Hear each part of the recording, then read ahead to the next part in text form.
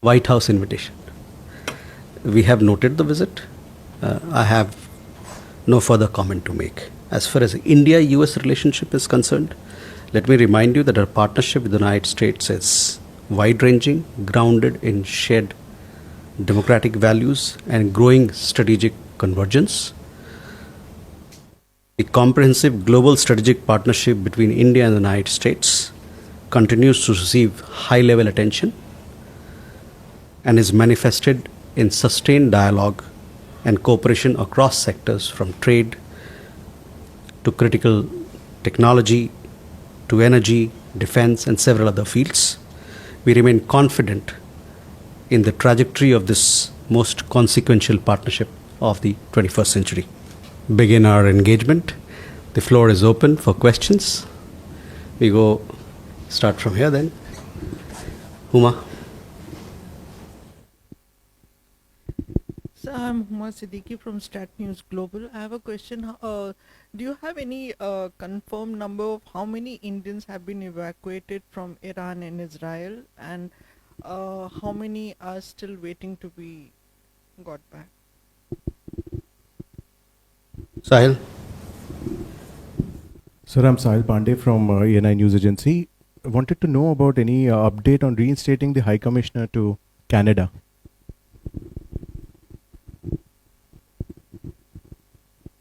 Amir. So this is Soumya from Republic TV. Sir, I have two questions.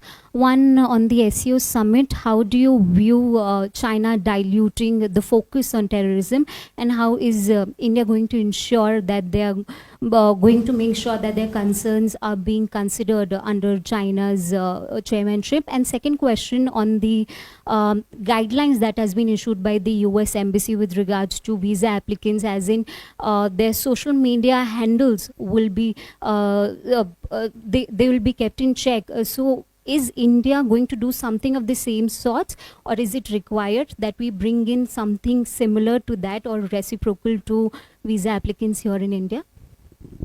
Please, one question per person. We go there. So this is Archit Mohan from Business Standard. There are reports that China has curtailed its exports of chemicals that are used in manufacturing of fertilizers to India. If you could share with us, have there been any negotiations with the Chinese side, and if there's any follow-up on negotiations on rare earth elements from that we import from China? Okay. Akhilesh. Sir, मैं अखिलेश सुमन हूँ दूरदर्शन से। Israel और Iran के बीच में युद्ध विराम हो चुका है, तो ऑपरेशन सिंधु क्या ख़त्म हो गया है वो या कंटिन्यू करेगा, और कितने लोग आ चुके हैं ऑपरेशन सिंधु के तहत, और उसमें कितने भारतीय हैं, कितने विदेशी नागरिक? ठीक, तो मतलब आपका सवाल और हुमा का सवाल बराबर है, तो I will take both the questions together. So Huma, first your question on Indians who've been evacuated, other people who've been evacuated from both Israel and Iran. So see, we launched Operation Sindhu on 18th of June. We have around 10,000 people of Indian community members in Iran, around 40,000 people in Israel who are Indian nationals. From Iran, we have so far evacuated 3,426 Indian nationals, 11 OCI card holders, 9 Nepalese nationals, and some Sri Lankan nationals as well. I'll give you the exact figure, plus one Iranian national who happens to be a spouse of an Indian national. In all, we mounted 14 flights to bring back Indian nationals from Iran. These flights, they flew from Mashhad, as also from Yerevan in Armenia and Ashgabat in Turkmenistan. I understand that one more flight is to come from, or is on its way from Armenia, and it will land later this evening. With that, we would have completed all the people who wish to be evacuated from Iran, and they would be back home. As far as Israel is concerned, we have so far evacuated 818 Indian nationals in 4 flights. As you are aware, the airspace in Israel was closed, so we had to take our people to bordering countries, that is Jordan and Egypt, and from both these countries they were put on special flights and they came back home. We are thankful to the governments of Egypt, Jordan for this support. Our embassies in Israel, in Jordan, in Egypt collaborated very closely with the ministry headquarters here in mounting this operation. And once again, we would like to thank the governments of Israel, Jordan, and Egypt for this support in Operation Sindhu. But we'd also like to thank the governments of Iran. As you would know, that we made a request and they opened their airspace for us to evacuate our nationals. We are grateful to the government of Iran for this special gesture. We are also thankful to the government of Turkmenistan and Armenia for helping us evacuate our people. As far as the operation of this Operation Sindhu is concerned, we are assessing the situation on ground, and based on that, we'll take a decision as to whether we continue with it or not. We'll keep you updated in this regard. But as you know, that there's ceasefire, and we had welcomed the ceasefire. Sahil, your question regarding reinstatement of High Commissioner. As you would have seen, we had issued a press release when we had the last meeting of our Prime Minister with Prime Minister Karne on the sidelines of G7 in Kananaskis in Alberta. Both leaders then had reaffirmed the importance of India-Canada ties based on shared democratic values, respect for the rule of law, and commitment to upholding the principles of sovereignty and territorial integrity. Both sides agreed to take calibrated and constructive steps to restore stability in the relationship, beginning with the early return of High Commissioners to each other's capitals. So that was what was agreed between the Prime Ministers. Both sides are now working on this particular matter. Soumya, on a question regarding SCO, we had Raksha Mantri, our Defence Minister, participating in the Defence Ministers meeting of SCO. This meeting happened over 2 days, that is yesterday and today. The Defence Ministers meeting has concluded. I understand that they could not adopt a joint statement. I also understand that certain member countries could not reach consensus on certain issues, and hence the document could not be finalized. On our side, India wanted concerns on terrorism reflected in the document, which was not acceptable to one particular country, and therefore the statement was not adopted. But we had participation of our Raksha Mantri. We issued a press release. The press release is very instructive in how we look at the threat of terrorism. Raksha Mantri, in his articulation and in his address, called upon the SCO member countries to come together, unite to fight terrorism in all its forms and manifestations. We had a press release which was issued a little earlier today, so I would refer you to look at that. He also reiterated the need to uphold the perpetrators, organizers, financiers, sponsors of reprehensible acts of terrorism, including cross-border terrorism. They to be held accountable and bring them to justice. He also urged all SCO members. He said that we must, in lockstep in our endeavor, we must all be in lockstep in our endeavor in strengthening stability and security in our neighborhood.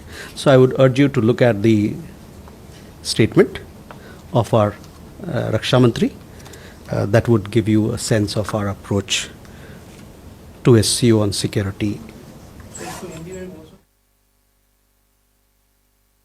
देखिए, रक्षा मंत्री SCO की जो रक्षा मंत्रियों की बैठक हुई उसमें उन्होंने भाग लिया। ये बैठक 25 और 26 तारीख को हुआ, यानी कि कल और आज। अभी जो डिफेंस मिनिस्टर रक्षा मंत्रियों की मीटिंग थी वो ख़त्म हो चुकी है और अन्य चीज़ चल रहे हैं, उसके साइडलाइन में लोगों का मिलना जुलना चल रहा है।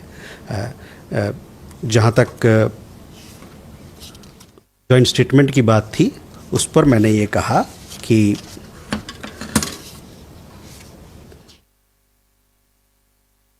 कुछ जो सदस्य लोग हैं एससीओ के, वो इस बात पर उनकी सहमति नहीं बनी कुछ मुद्दों पर, और इसलिए वो जॉइंट स्टेटमेंट अपनाया नहीं गया। हमारे तरफ से जो हमारे अपने कुछ चिंताएं थी आतंकवाद को लेके, जिसको हम लोग चाहते थे कि उस डॉक्यूमेंट में जाए, उसके प्रति एक देश को आपत्ति थी, जिसके कारण से स्टेटमेंट को फाइनलाइज नहीं किया है। जैसे आपको पता है कि स्टेटमेंट के लिए कंसेंसस चाहिए होता है और इस कारण से स्टेटमेंट अडॉप्ट नहीं हुआ। ये कहने के बाद मैं ये बताना चाहता हूँ कि हमारे जो अपने स्टेटमेंट थे उसमें हमने बहुत अपना पक्ष, आतंकवाद को लेके जो हमारा पक्ष है, जो हमारा सोच है कि पूरी दुनिया को साथ मिलकर इस थ्रेट से, इस आतंकवाद के आतंकवाद से लड़ना चाहिए, इसको हमने वहाँ पर रखा। On the guidelines regarding visa issues, yes, you see, visa matters, immigration matters are matters which pertain to sovereign functions of any country. But having said that, we have seen the guidelines issued by the US side, the US embassy here, US government, regarding providing details of social media identifiers in visa applications. But it is our belief that all visa applications of Indian nationals should be treated on the basis of merit. And we remain engaged with the US side on all mobility issues and consular issues to ensure that the legitimate interests of Indian nationals are safeguarded.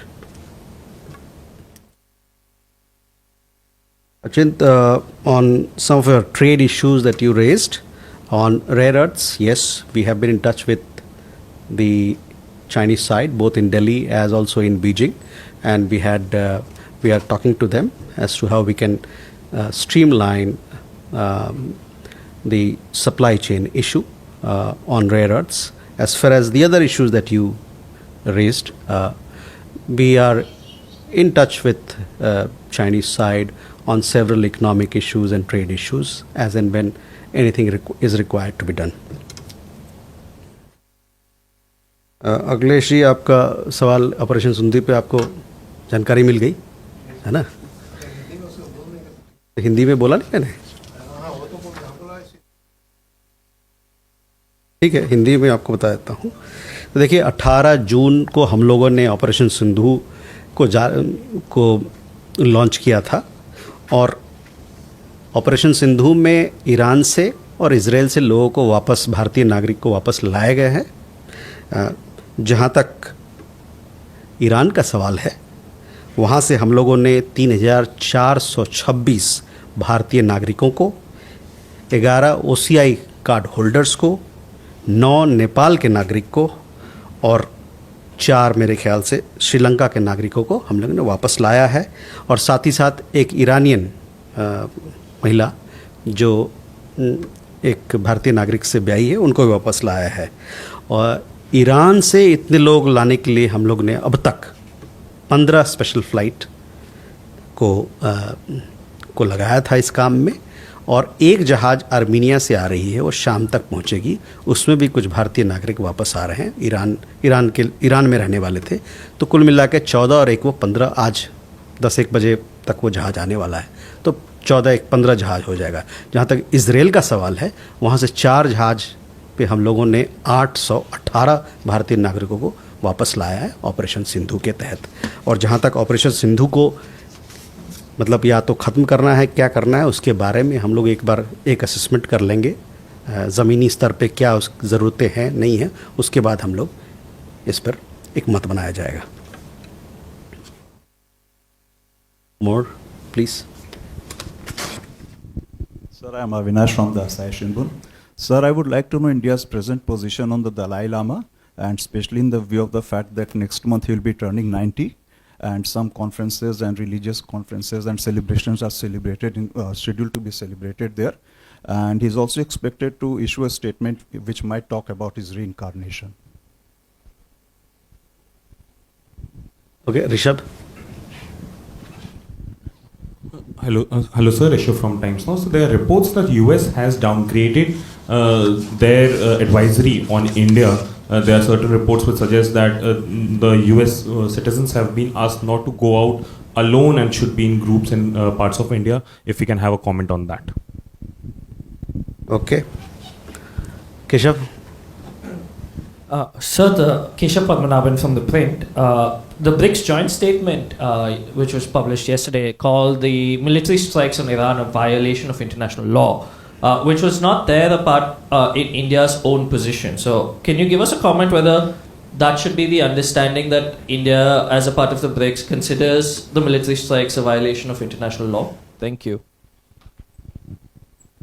Nirmala. Nirmala from the Straits Times. I wanted to ask you, the India-ASEAN FTA review has run into trouble. Since economic cooperation with ASEAN is a major part of the relationship, does this impact ties in any way?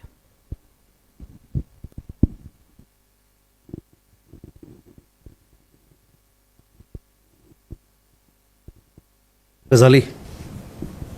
Yeah, sir, Ghazali from NDTV. We believe that in this 12-day war, Mr. Netanyahu also spoke to Prime Minister Modi. So did Prime Minister express any reservation on the strikes on the nuclear installations in Iran? And what is India's stand on Iran's nuclear enrichment program? Okay, Avinash, first your question on Dalai Lama. So, see, on this particular issue, we have already spoken several times, so I would urge you to refer to what we have said on this particular matter. Rishabh, your question regarding travel advisories.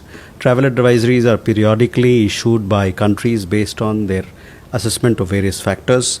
We have noted that the United States has also updated the travel advisory for India. This happened, I think, on 16th of June, and thereafter we have been informed by the US authorities that there has been no change in India's advisory level, which remains at level 2, the same as before. And this the US's advisory level, travel advisory level for India, has been at level 2 for several years.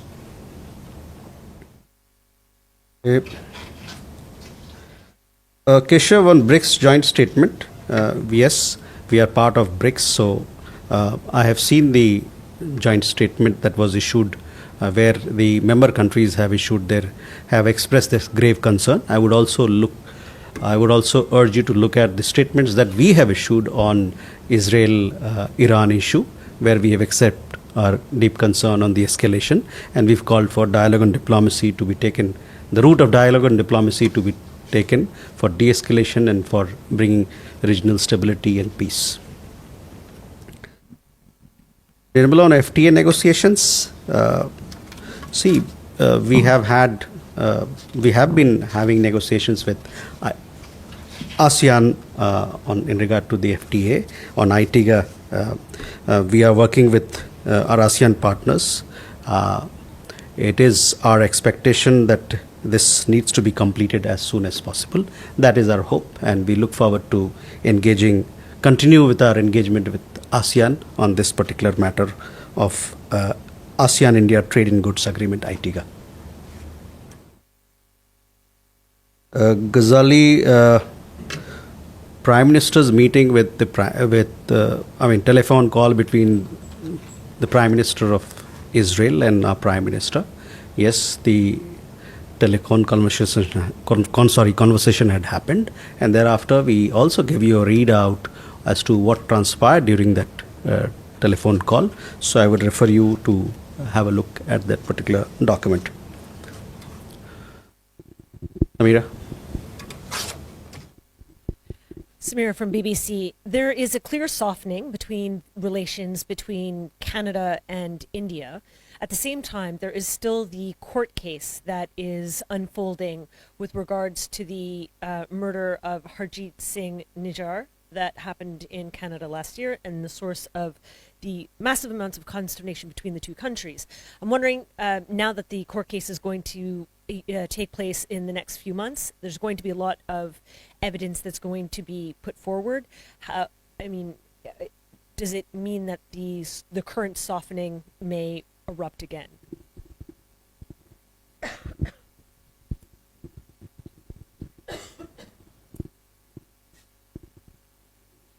Okay.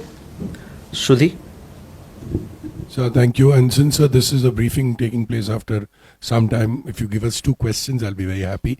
One, once we have seen President Trump allowing China to, or easing the curbs on picking up oil from Iran, is India also looking for something similar? Two, we have seen Pakistan's Field Marshal being invited to the White House. Does India have a concern on this, and does this affect India-US relationship? Okay. Gautam? Thank you, sir. This question relates to trade relations with Bangladesh. That following the India has taken reciprocal measure on the export to Bangladesh, whether Bangladesh government has reached out to India for trade and tariff issue. Okay. Vishal?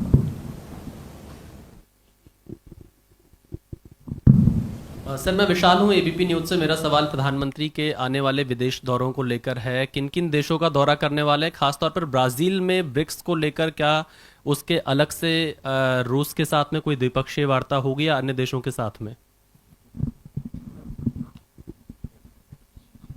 Hello? So the Bangladesh Foreign Ministry has held a trilateral meeting with the Chinese and the Pakistani foreign ministries. It's an inaugural trilateral. Do you have a comment on that? Because they have said they share a common approach on many, multiple issues. Okay. So, Samira, first your questions regarding India-Canada. See, that particular matter is under judicial process right now. So, we'll have to see how it goes. It's a legal issue. As far as India-Canada relations is concerned, you would have seen that, we had the meeting of our Prime Minister. It was a very productive and a positive meeting. And both sides underlined the need to pursue a constructive and balanced partnership. So we are looking forward to strengthening our partnership with Canada in several respects, in the economic side, trade side, energy side, on mobility side, student exchange. We have a lot of business to do with Canada, and we look forward to it.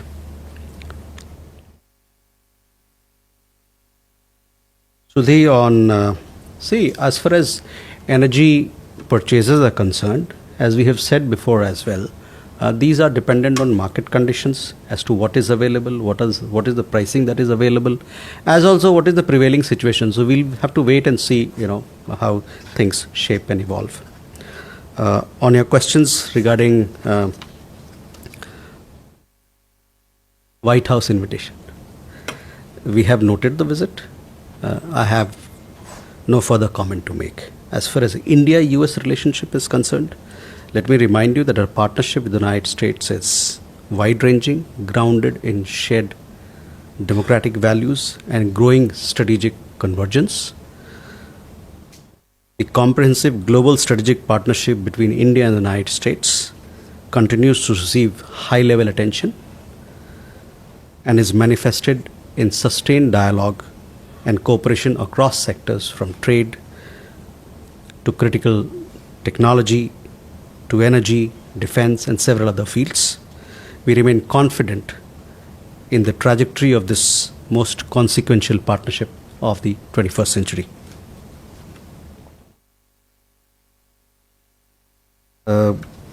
Gautam, your question was on trade issues with Bangladesh.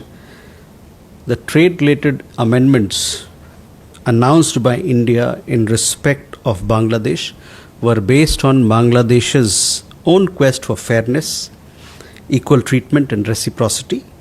We await resolution of the underlying issues pending with the Bangladeshi side for a long time. These issues have been raised by India at several structured meetings earlier, including at the Commerce Secretary level talks. विशाल, अगले विदेश का यात्रा प्रधानमंत्री के उसके बारे में आपको विस्तृत जानकारी दी जाएगी. मेरा मानना है कि एक आध दिन में हम लोग इसकी प्रेस विज्ञप्ति जारी करेंगे और साथ ही साथ शायद सोमवार को हम लोग एक प्रेस ब्रीफिंग भी करेंगे जिसमें आपको बताया जाएगा कि क्या क्या इस दौरे पे कौन कौन सा देश और क्या क्या प्रोग्राम है हमारा. Kalol, on the trilateral meeting that you referred to, see, we maintain a constant watch on the developments in our neighborhood that have a bearing on our interests and our security.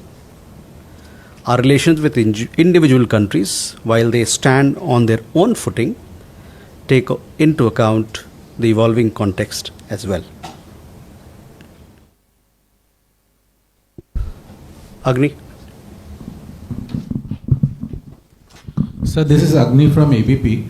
It's been reported that India is trying hard to renew the Ganges Water Treaty with Bangladesh since it's going to be expired into 2026. Mm-hmm. Can you throw some light on this, sir? Okay. Here. Good evening, sir. Sir, any word on the rescheduling of the visit of Russian Foreign Minister Sergei Lavrov since it was, postponed or deferred this month? Thank you, sir. Ajay. Sir, good evening. I'm Ajay Banerjee from the Tribune. Sir, I need a little clarification. The press note detailed from Mr. Dowal's visit to China said that the two sides discussed about the possibility of the next SR level talks. So that is of course stated. But are the SR level talks actually progressing to have a discussion or a resolution for the pending dispute, which Prime Minister Modi and President Xi had tasked the two SRs in Kazan, Russia in October last year? Are they actually progressing or they stalled? What is the position?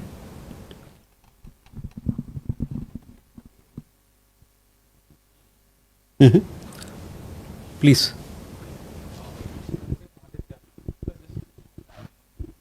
So this is Aditya. So just wanted to inquire that at this juncture, Europe wants that America should put sanctions on Russia, but the statement of U.S. Secretary Marco Rubio has come that still there will be no sanctions against Russia because it is not stopping the Ukraine war. So any comments from your side?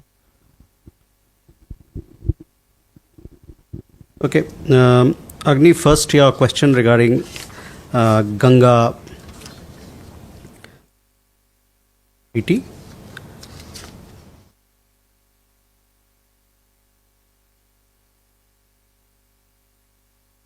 See, both India and Bangladesh, we share 54 rivers, which also includes the Ganga. To discuss all relevant issues that form part of this cooperation, the two countries have a bilateral mechanism in place, which is the Joint Rivers Commission. We also have consultations of concerned state governments, representatives in our own internal consultations on such issues, and to frame our approach. We are prepared to engage with Bangladesh on all matters in an environment that is conducive for mutually beneficial dialogue. There, I don't have any update on the visit of the Foreign Minister of Russia. As and when we have an update for you, we'll share with you. Ajay, on regarding SR talks, see, as and when we have SR level talks, we have kept you updated of the progress of the developments that have happened. I understand that the next SR level talks have to happen in India, for which we had issued, when the National Security Advisor met with the Foreign Minister of China. After that, there was a press release that was issued where we conveyed to you that the 24th round of special representative talks will be held in India at a mutually convenient date. So we'll keep you informed of the progress that is made in that account. Aditya, regarding sanctions, etc., on that you referred to, I have at this point in time I don't have any comment to make. With that, okay, Gautam da. Huma, you also have a question?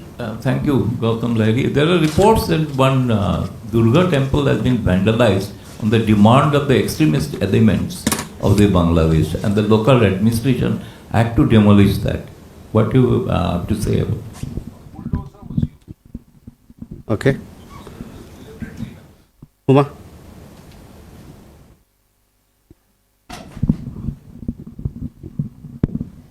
Sir, now that the US has announced lifting of sanctions on Iran, would India be looking at importing crude from there? So last, Manas and Kalol.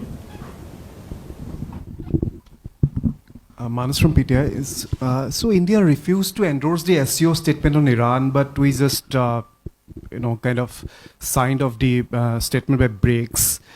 So the BRICS statement was very ambiguous. It did not refer to US strikes or Israeli strikes on Iran, but it said the strikes on Iran.